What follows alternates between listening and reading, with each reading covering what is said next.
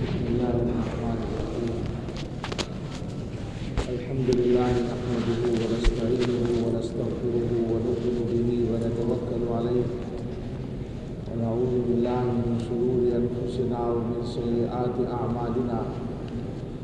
من يهده الله فلا مضل له ومن يضلل فلا هادي له. ونشهد أن لا إله إلا الله وحده لا شريك له. ونشهد أن سيدنا ونبينا ومولانا محمدا عبده ورسوله صلى الله تعالى عليه وعلى آله وأصحابه وبارك وسلم تسليما كثيرا. أما بعد فأعوذ بالله من الشيطان الرجيم. بسم الله الرحمن الرحيم. شهر رمضان الذي أنزل فيه القرآن هدى للناس وبينات من الهدى والفرقان. صدق الله العظيم. قال رسول الله صلى الله عليه وسلم: الصيام جنة ما لم يخرقها، أو كما قال عليه الصلاة والسلام. سبحان ربك رب العزة عما يصفون وسلام على المرسلين والحمد لله رب العالمين. اللهم صل على سيدنا محمد وآله وأصحابه وبارك وسلم.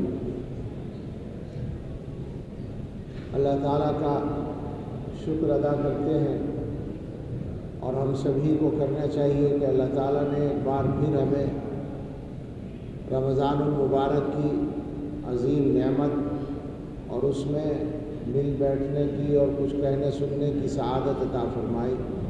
اللہ اس کو ہم سب کے لیے نافع بنا دے اور ہمیں اس سے صحیح طور پر فائدہ اٹھانے کی توفیق عطا فرمائے.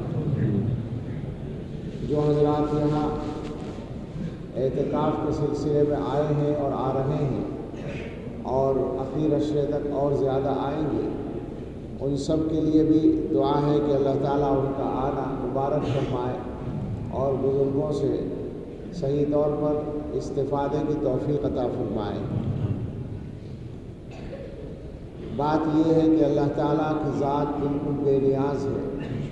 اللہ کو اپنے بندوں کی کسی عبادت کی ضرورت نہیں ہے.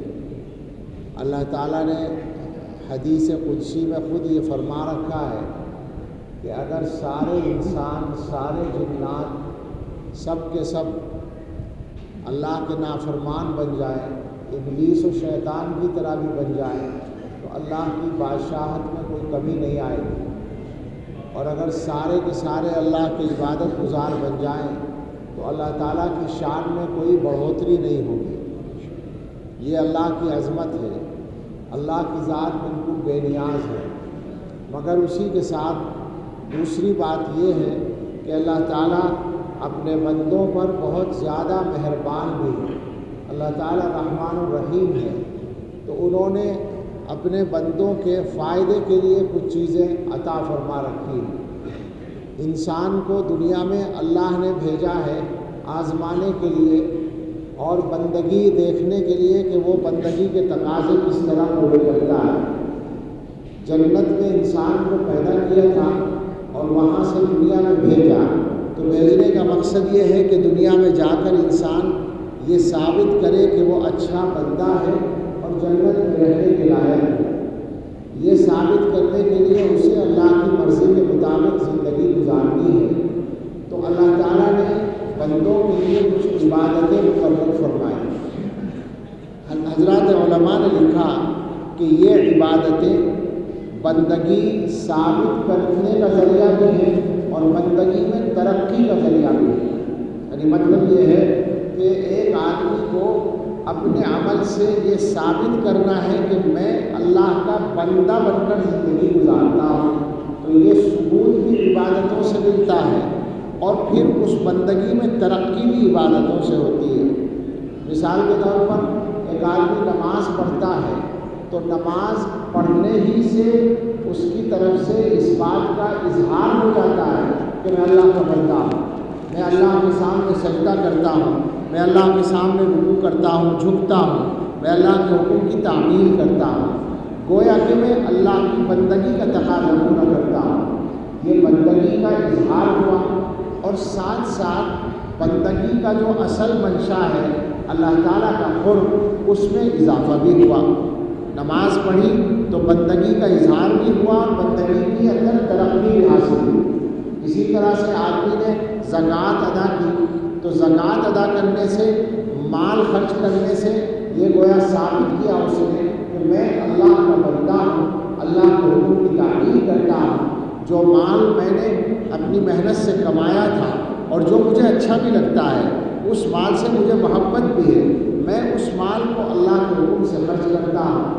تو یہ بندگی کا اظہار بھی ہوتا ہے، اور ساتھ ہی ساتھ اس کے ذریعے سے اللہ کا قرب حاصل ہوتا ہے، یعنی بندگی میں ترقی ہوتی ہے۔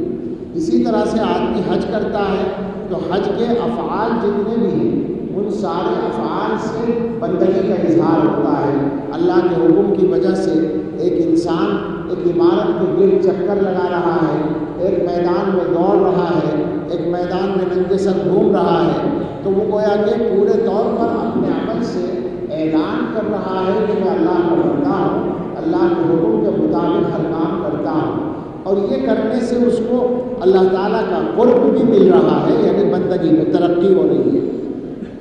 اسی طرح سے عبادت روزہ ہے۔ روزہ جب آدمی رکھتا ہے تو گویا کہ وہ اپنے عمل سے اعلان کر رہا ہے، اظہار کر رہا ہے، اقرار کر رہا ہے کہ اے اللہ، آپ کے حکم کی وجہ سے میں ان کاموں کو اور ان چیزوں کو بھی چھوڑ سکتا ہوں جو جائز کام ہیں۔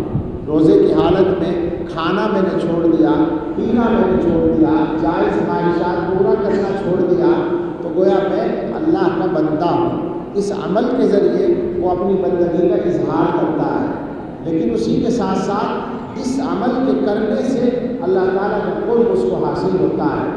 تو خلاصہ یہ ہے کہ عبادات جو اللہ تعالیٰ نے بندوں کے لیے مقرر کی ہیں، ان کو لیے جنت میں جانے کا راستہ آسان بنانے کے لیے بندہ دنیا میں آ کر اپنی بندگی کا اظہار بھی کرے اور اللہ کا قرب بھی پائے، اس کے ذرائع اللہ نے یہ بنا دیے کہ ان کے لیے عبادتیں مقرر کر دیں۔ اب ان عبادتوں میں اللہ تعالیٰ کی رحمت کا ہر ایک عبادت میں معاملہ ہوتا ہے، لیکن پھر اللہ تعالیٰ کی مشیت یہ ہوئی کہ بندوں کے لیے کوئی خاص موقع ایسا ہو جس میں ان کو ان کے عمل کے اعتبار سے زیادہ نتیجہ مل جائے، عمل کم کرے اور ثواب زیادہ ملے۔ تو اس کام کے لیے اللہ نے رمضان مقرر فرما دیا۔ آپ حضرات ابھی خطبے میں سن رہے تھے، حدیث بہت عام لوگ سب جانتے ہیں، حضرت سلمان فارسی رضی اللہ تعالیٰ عنہ نے بیان کی ہے۔ اس میں رسول اللہ صلی اللہ علیہ وسلم نے یہ فرمایا کہ رمضان میں اللہ تعالیٰ نے ایک فرض کا ثواب 70 فرض کے برابر کر دیا، ایک نفل کا ثواب 70 فرضوں کے برابر کر دیا۔ تو اس کا مطلب یہ ہے کہ کم عمل کر کے زیادہ ثواب دینے کا انتظام کر دیا۔ یہ اللہ تعالیٰ کی بندوں کے ساتھ خاص رحمت ہے۔ اس سلسلے میں ہمیشہ یہ بات ذکر کرنے کے لائق ہے اور کی جاتی ہے کہ ہمارے بزرگوں میں ایک بہت بڑی شخصیت، ہندوستان اور اس پورے بر صغیر کے علاقے کی سب سے بڑی دینی شخصیت امام ربانی حضرت مجدد الفسانی رحمۃ اللہ علیہ نے اس بارے میں ایک عجیب بات لکھی ہے۔ وہ یہ فرماتے ہیں کہ رمضان المبارک کو اور اس میں نازل ہونے والی رحمتوں کو جب کشفی نظر سے دیکھا گیا تو یہ محسوس ہوا کہ رمضان کے علاوہ اللہ تعالیٰ کی رحمتوں کے نازل ہونے کا جو سلسلہ ہے اس کی مثال دریا جیسی ہے، اور رمضان میں اللہ کی رحمتوں کے نازل ہونے کی مثال سمندر جیسی ہے جس کا کنارہ نظر نہیں آتا۔ آپ جانتے ہیں کہ دریا کو معلوم ہوتا ہے کہ فلاں جگہ سے شروع ہے اور فلاں جگہ ختم ہے، چاہے جتنا لمبا، ہزاروں میل لمبے دریا بھی ہیں، مگر ان کا آغاز و ابتدا معلوم ہے لمبائی کے اعتبار سے، اور چوڑائی تو ہر جگہ نظر آتی ہے کہ یہاں سے وہاں تک 1 کلومیٹر ہے، آدھا کلومیٹر ہے، 2 کلومیٹر ہے، لیکن سمندر میں جب آپ پہنچتے ہیں تو کوئی سرا اس کا دکھائی نہیں دیتا۔ حضرت مجدد فرماتے ہیں رمضان میں اللہ کی رحمتوں کا نزول ایسا ہی ہے جیسے سمندر کا معاملہ ہے۔ اس سے آگے بڑھ کر انہوں نے فرمایا تو اسی وجہ سے رمضان کو اللہ تعالیٰ کی طرف سے سارے سال کے لیے ایک معیار اور مدار بنا دیا گیا ہے۔ اس کا مطلب یہ ہے کہ جو آدمی رمضان میں جیسی زندگی گزارتا ہے اللہ تعالیٰ سارے سال اس کی زندگی اسی طرح گزارنا آسان کروا دیتے ہیں۔ چنانچہ اس بات کو نقل کرتے ہوئے ہمارے شیخ حضرت مولانا پیر ذوالفقار احمد صاحب نقشبندی نور اللہ مرقدہ فرمایا کرتے تھے، ہم نے تو یہ مضمون بھی انہیں سے کی کتابوں میں پڑھا اور اس سے سنا ہے، تو انہوں نے فرمایا کہ اگر کوئی آدمی یہ سوچتا ہے کہ مجھ سے تہجد کی پابندی نہیں ہوتی تو اسے چاہیے کہ رمضان میں پابندی سے تہجد پڑھے، اس کی برکت سے امید ہے کہ اللہ تعالیٰ سارے سال تہجد کی توفیق دے دیں گے۔ اگر کوئی آدمی یہ سوچتا ہے کہ میری زندگی میں فلاں گناہ ہے جو چھوٹ نہیں رہا تو وہ کوشش کر کے رمضان میں اس گناہ سے بچتا رہے، اس کی برکت سے اللہ تعالیٰ اس سارے سال اس کو اس گناہ سے بچائے۔ گویا کہ رمضان کا اثر پورے سال پر پڑتا ہے۔ اس اعتبار سے آسانی بھی ہے اور برکت بھی ہے اور ڈر بھی لگتا ہے کہ خدا نخواستہ اگر